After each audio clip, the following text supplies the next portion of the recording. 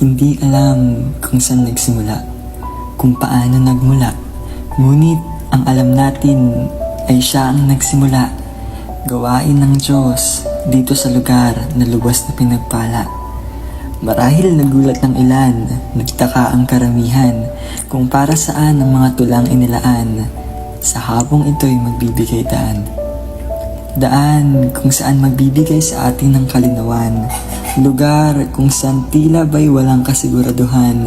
Lugar kung saan hindi natin alam kung saan ang patutunguhan. Tama kayo, doon ang tinutukoy ko. Naligaw tayo, akala natin iyon ang totoo. Kung saan yung alam nating tama, mali pala ito. Mali tayo. Kaya ngayong araw, hayaan niyo ang mga salitang ito ang magpaalala sa inyo kung paano ang isang tao ay binigay ng Diyos para sa mga taong kagaya mo at ko. Handa na ba kayo kung sino? Si Pastor na nag-alaga at nag-aruga sa inyo. Oo, si Pastor na palaging nagtatanong kung okay lang ba kayo. Si Pastor na ang laman palagi ng panalangin ay tayo. O, brother, sister, nag-devotion na ba kayo? Marahil natawa kayo, nag-devotion na ba kayo? Yan palagi ang sambit nila pastor at pastora para ipaalala na dapat unahin natin siya. Palagi natin silang nakikitang nakatawa na tila ba'y wala silang problema, ngunit may mga bagay na hindi nila maitatanggi.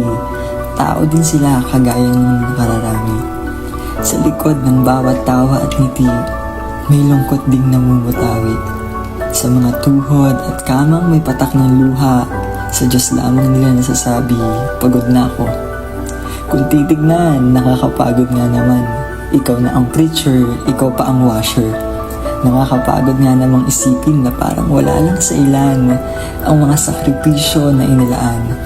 Si Pastor na taga-map, si Pastor na taga-ayos ng upuan, si Pastor na kahit may sakit nandyan, si Pastor, tao din yan. Si Pastora na lahat pinasukan. Preacher, worship leader, tagaluto at tagapamalengke pa yan. O para sa hindi nakakaalam, galing pa yan sa mahabang parang Angono Rizal. Si Pastora na kahit matanda na para pa din bata tignan. Kasama ng mga kabataan sa tawanan at kulitan. Nagkasakit man, pero salamat dahil siya ay nandyan. Tara Pastora, burger naman dyan. Nais ko ding bigyan ng pansin ng ating mga leader. Si leader na palaging katulong at katuwang. Si leader na nandyan para sa ating pangangailangan. Leader, pahiram naman siya. Kapatid, tao din sila ha. Akala ng iba perpekto sila. Kaya pag sila nagkamali, samat-saring salita ang naririnig. Hindi kaya sila napapagod? Nagpapagal kasi sila sa mga taong ang hirap-hirap pang sumunod. Hindi kaya sila nalulungkot? Dahil yung binigay sa kanila, kulang pa at kakarampot. Naisip niyo ba kung ano si pastor, kung hindi siya pastor? Marahil manager o supervisor. Naisip niyo ba kung ano si pastora kung hindi siya pastora? Marahil nasa ibang bansa siya at masaya. Pero hindi nila ginawa dahil sa pagkakatawag sa kanila ng may likha. Ibibigay ang sarili para sa bawat isa. Sila ay si pastor at pastora. Sa pananaliksik at pananalangin, oras ay inilaan. Kahit abutin pa ng anong oras yan, para sa iyo at para sa akin, para lang sa atin ay makapagsilbi. Kapatid, tao din sila, napapagod at naghahanap ng pahinga, pero mas pinili nilang makipagbaka. Piniling isang tabi ang pahinga, para balang araw ang puso ko at mo ay magtugma sa puso ng may likha.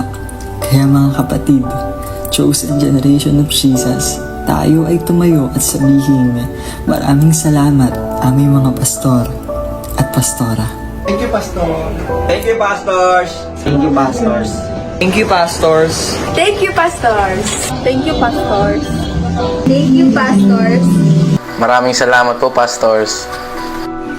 Thank you, pastors. Yeah. Thank you, pastors. Salamat, pastors. Thank you, pastors. Thank you po. Thank you, Pastors. Thank you, Pastors. Thank you, pastor. Thank you, pastors. Thank you, pastors. Thank you, pastors.